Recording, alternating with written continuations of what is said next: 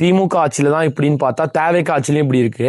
என்ன ஆச்சுன்னா, சூலூர்ல கோயம்புத்தூர்ல 10 வயசு பொண்ணு விளையாண்டுட்டு இருக்கிற பொண்ணை அழைச்சிட்டு போயிட்டு அந்த 2 கம்யூனிட்டிங்க ரேப் பண்ணி கொன்றுருக்காங்க அந்த பாப்பாவை.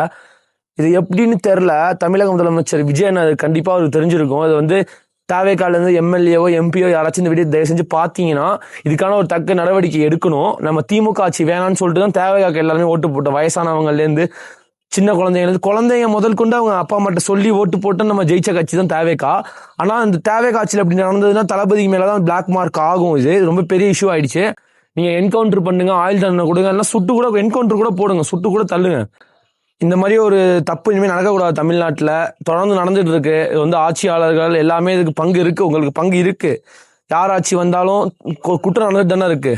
இந்த எதுக்காக நான் என்ன நினைக்கிறேன்னா, மெயினா இந்த ரேப்பு இதெல்லாம் எதனால பண்றாங்கன்னு நான் நினைக்கிறேன்னா, சட்டம் ஒழுங்கா இல்ல போலீஸ் மேல அவங்களுக்கு பயமே கிடையாது. சிம்பிளா சொல்ல போனா அதுதான்.